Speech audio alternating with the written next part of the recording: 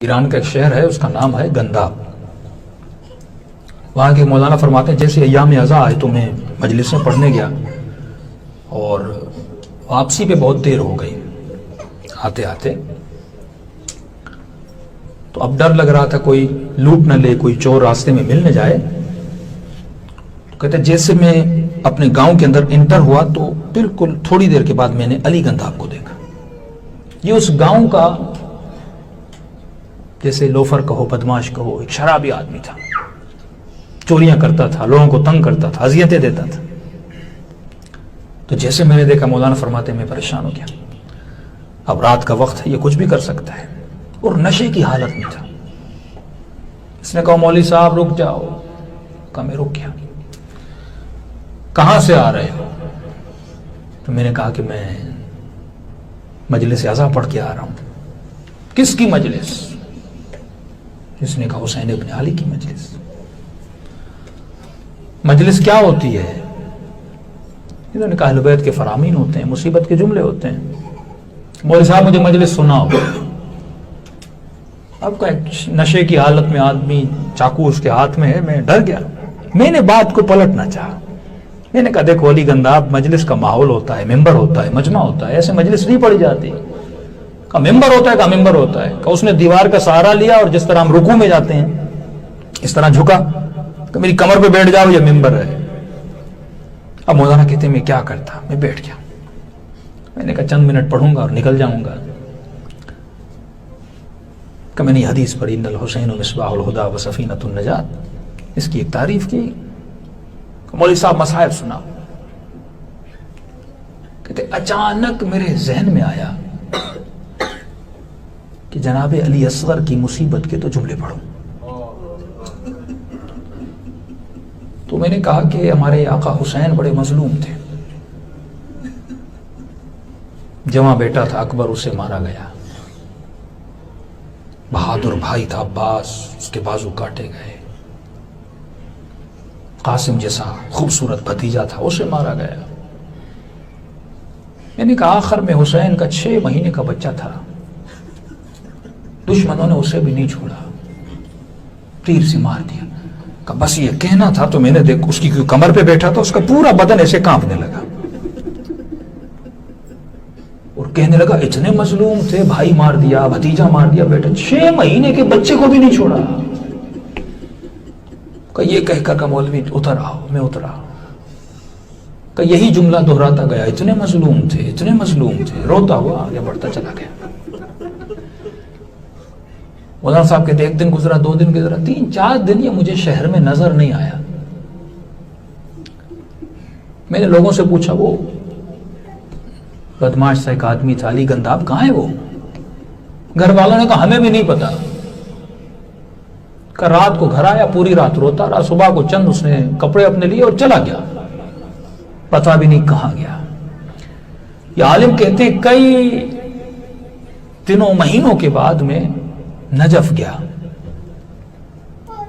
Najaf جیسے گیا تو وہاں صبح غالب عنایت اللہ اصفہانی بہت بڑے وہاں کے مرجع تھے، اور نجف میں امام علی کے حرم میں نماز پڑھاتے تھے۔ صبح کی نماز کی پہلی صف میں جب میں نماز پڑھنے لگا تو آغا کے بالکل پیچھے جیسے نماز ختم ہوئی تو ایک شخص تھا، اس کی وہ دعا پڑھ رہا تھا اور سجدے میں اس کا عجیب سا گر گیا۔ تو میں نے غور سے دیکھا یہ آواز، یہ چہرہ جانا پہچانا ہے۔ جب آگے بڑھا تو میں نے دیکھا یہ تو وہی علی گنداب ہے، شہر کا مشہور شرابی اور بدماش۔ کہتا میں اس مجتہد کے پاس گیا، میں نے قبلہ جانتے ہیں اس کو کون ہے؟ یہ ہمارے شہر کا؟ کہ مجھے نہیں پتا یہ کون ہے، لیکن جب سے نجف آیا ہے اس سے بڑا ہم نے عابد نہیں دیکھا۔ کہ اگر اس کی عبادت کو دیکھنا ہے تو مسجد کوفہ چلے جانا۔ رات کے اندھیرا تھا، میں مسجد کوفہ گیا اعمال کرنے کے لیے۔ میں نے دیکھا مسجد کے صحن کے بیچ میں علی گنداب سجدے میں اور آہو بکا رو رو کے کر رہا ہے، پروردگارا اگر تم نے علی گنداب کا یہ گناہ بخش دیا، علی گنداب اپنے دوسرے گناہ کا کیا کرے گا؟ 2 گھنٹہ اپنے ایک گناہ پہ آہو بکا کر کے روتا تھا۔ میں پریشان۔ لیکن انسان جب بدلتا ہے، اس کے بدلنے کا جو ٹرننگ پوائنٹ ہوتا ہے، اہل بیت دلوں کو دیکھتے اور اس بندے کو کہاں سے اٹھا کے کہاں تک لے گئے۔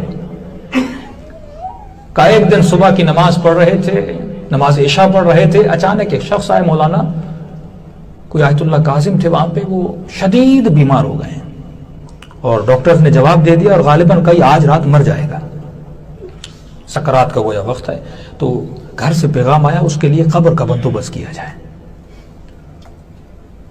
تو اصفہانی نے کہا ٹھیک ہے، کہ بالکل امام علی کے دروازے کا جو انٹرنس ہے، کہ یہ بہت بڑا مرجع ہے، اس انٹرنس پہ اس کی قبر بنائی جائے۔ کہ رات کو طالب علموں نے قبر کو کھود دیا، قبر تیار ہوئی، کہ صبح کی نماز کے بعد غسل کفن ہوا تو اس کو دفن کر دیں گے۔ کہ صبح کی نماز ہو گئی، انتظار میں تھے، آقا نے پیغام بھیجا کیا ہوا، ان کی طبیعت بہت خراب تھی اور آپ نے کہا غالباً مر جائیں گے۔ قبلہ پتہ نہیں، بالکل ٹھیک ہو گئے ہیں، گویا کبھی بیمار ہوئے ہی نہیں تھے۔ اب یہ سوچ رہے تھے جو قبر کھودی اس کا کیا کیا جائے۔ اتنے میں ایک شخص دوڑا آیا کہ قبلہ کئی دیر گزر گئی، علی گنداب سجدے سے سر نہیں اٹھا رہا۔ آقا اصفہانی آگے بڑھے، آواز دے کے علی اٹھو اٹھو، لیکن دیکھا نہیں، سر یہاں پلٹا اور روح پرواز کر کے چلی گئی۔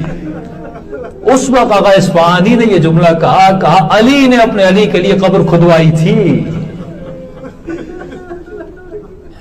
کہاں جون، کہاں حر، کہاں جناب زہیر، کہاں وہب، لیکن آج جب کربلا جاتے ہو، یہاں پہ حبیب کو سلام دیتے ہو، حسین کے قدموں میں جون دفن ہوا پڑا ہے۔ فیضان محترم، یہاں دیر نہیں ہے کسی چیز کی۔ فرمایا خدا کسی کو جہنم میں ڈالنا چاہتا ہی نہیں ہے۔ اگر جہنم میں ڈالنا چاہتا تو وہ یہ نہ کہتا اگر ایک نیکی کرو گے تو 10 لکھوں گا، برائی کرو گے تو 1 لکھوں گا۔ اگر وہ جہنم میں ڈالنا چاہتا تو یہ نہ کہتا ایک مرتبہ خلوص دل سے دعا کرو میں تجھے بخش دوں۔ اگر وہ جہنم میں ڈالنا چاہتا تو علماء عرفا فرماتے وہ کبھی سیدہ کو خلق ہی نہ کرتا۔ وجود سیدہ ضامن ہے کہ وہ جنت میں بھیجنا چاہتا ہے۔ کتنے بہانے خدا بناتا ہے، کبھی کہتا ہے شب جمعہ آ جا، کبھی کہتا ہے عاشورہ کے دن مجھے حسین کا واسطہ دے، کبھی کہتا ہے 19 رمضان مجھے علی کے زخمی سر کا واسطہ دے، کبھی کہتا ہے مجھے ٹوٹی ہوئی پسلیوں کا واسطہ دے۔ یہ سارے بہانے ہیں کیونکہ وہ ہمیں